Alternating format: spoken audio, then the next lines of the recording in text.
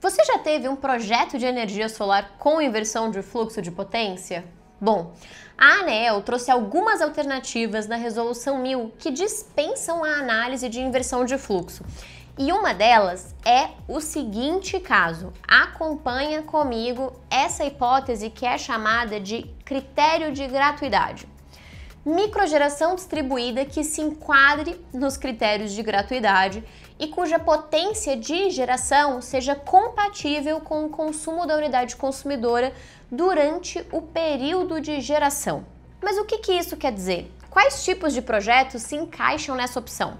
Vem comigo que hoje eu vou te explicar exatamente como você pode usar essa regra para facilitar a aprovação do seu projeto. Vamos lá?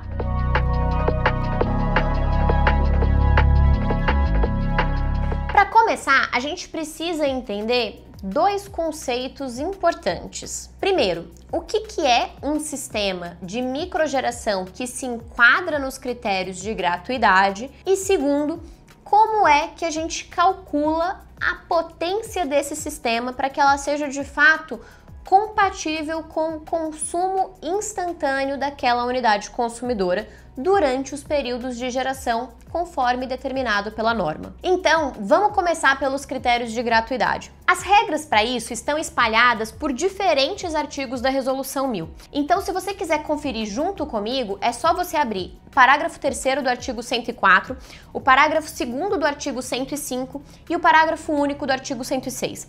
Mas para facilitar a sua vida, eu vou resumir como é que isso funciona na prática. Para um sistema de microgeração ser enquadrado nos critérios de gratuidade, ele precisa atender a algumas condições. São elas.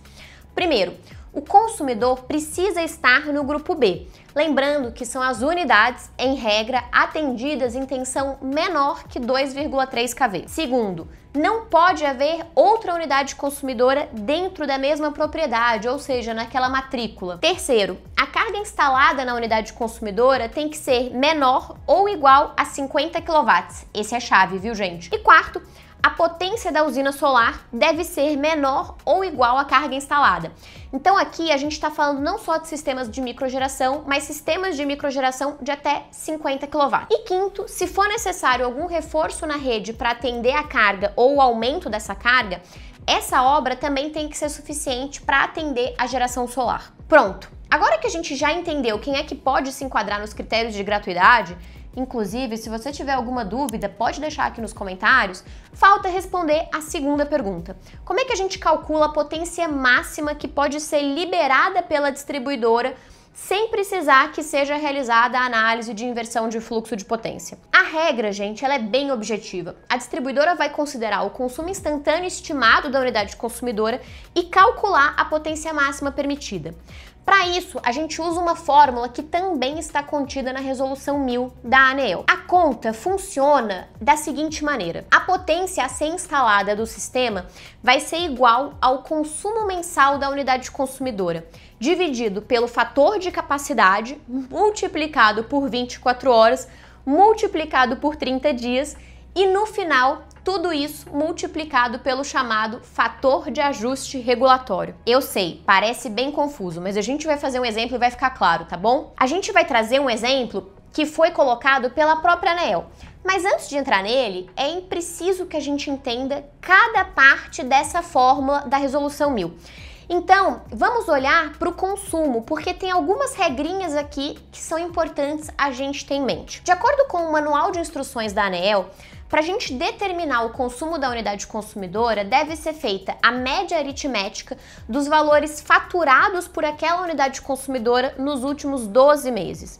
Ou seja, isso quer dizer, gente, que se alguma unidade consumidora for nova e não tiver ainda 12 meses de consumo registrado pela distribuidora, essa regra não pode ser aplicada. Inclusive, essa é uma das grandes críticas que a gente faz enquanto setor a essa possibilidade trazida pela ANEEL. Além disso, para unidades consumidoras rurais que possuam benefício tarifário, a gente deve considerar apenas o consumo no horário em que não há aplicação da redução tarifária. Tudo isso está disposto no Manual de Instruções da agência. Agora que a gente entendeu essa parte, vamos olhar para o tal fator de capacidade. Esse fator representa quanto que um sistema de geração realmente produz de energia ao longo do tempo em relação a sua potência instalada. No caso da energia solar, a ANEEL já estabeleceu um fator fixo de 16%. Esse número, em tese, deveria refletir a realidade da geração fotovoltaica, já que um sistema de energia solar não produz energia 24 horas por dia, até porque ele depende da luz do sol. Menos na CEMIG, porque lá a gente tem energia lunar, né? Mas, em algumas regiões do Brasil, pode ser que a geração real seja maior do que, por exemplo, esse fator de capacidade de 16%. Ainda assim, a gente vai usar 16% no cálculo, porque isso padroniza a aplicação da fórmula em todo o país e é uma exigência da agência. E, na verdade, é bom pra gente. Agora, vamos para a última parte dessa fórmula, o fator de ajuste regulatório. Esse fator está relacionado à simultaneidade entre o consumo e a geração de energia, e ele indica quanto da energia gerada pelo sistema vai ser realmente consumida naquela unidade consumidora no mesmo instante da geração. Também para facilitar a nossa vida e a aplicação dessa fórmula, a ANEEL já definiu valores fixos para esse fator, analisando a curva de carga típica de cada consumidor em cada distribuidora e fazendo uma média nacional. Então, para residências, esse fator é de 46%. Para indústrias, o fator é de 69%. Para comércio, de 63%. E para um consumidor rural, esse fator é de 53%. Ou seja, num consumidor rural, por exemplo, a agência entende que 53% de toda a geração é consumida instantaneamente. No serviço público, esse fator é de 57%. Se a unidade consumidora possuir um sistema de medição inteligente, um smart meter, como a gente chama, que consegue registrar o consumo de forma horária, é possível, gente, que você utilize os dados reais daquela unidade consumidora para fazer o cálculo. E isso pode ser até mais vantajoso para você se a simultaneidade medida, a simultaneidade real, for maior do que o valor padrão ditado pela agência. E aí você usar o dado real vai liberar uma potência maior para aquela unidade consumidora.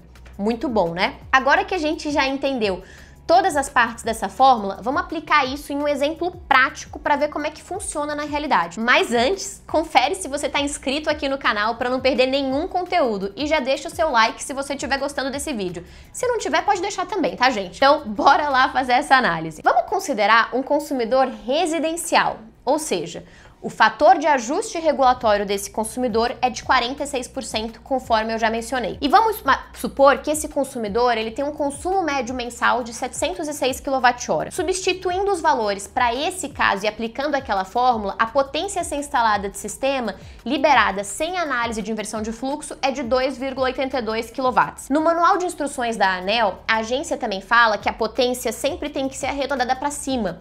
Então, no caso, a potência máxima liberada para esse consumidor seria de 3 kW. Agora, vamos aplicar a mesma lógica para um comércio, que tem um consumo mensal de 4.360 kWh e cujo fator de ajuste regulatório é de 63%. Nesse caso, a potência a ser instalada, liberada, sem análise de inversão de fluxo, seria de 23,84 kW, arredondando para cima, 24 kW. Ou seja, nos dois casos, se a potência do sistema for menor ou igual à potência liberada pelo cálculo, ele pode ser aprovado sem inversão de fluxo, desde que se enquadre também nos critérios de gratuidade. Lembrando que a potência instalada do sistema fotovoltaico será a menor potência entre a potência dos módulos e a potência do inversor para fins de conferência se enquadra no resultado da fórmula. Mas, atenção aqui que esse vídeo ainda não acabou. O critério de gratuidade não é a única alternativa para evitar a análise de inversão de fluxo de potência. A resolução 1000 trouxe 3 possibilidades e essa que a gente explicou aqui hoje é apenas uma delas. Dependendo do caso, pode ser que o projeto seja ou possa ser aprovado sem análise de estudo de inversão de fluxo de potência, se ele se enquadrar no Fast Track ou mesmo num modelo de sistema que a gente chama de zero grid ou grid neutro. Se você tiver interesse e quiser entender melhor como é que funcionam essas outras possibilidades, já tem vídeo aqui no canal explicando em detalhes e eles estão aparecendo aqui do meu lado. É só você clicar para assistir. Eu espero que você tenha gostado desse vídeo e não deixe de deixar as suas dúvidas e as suas sugestões de conteúdo pra gente aqui nos comentários. Até a próxima!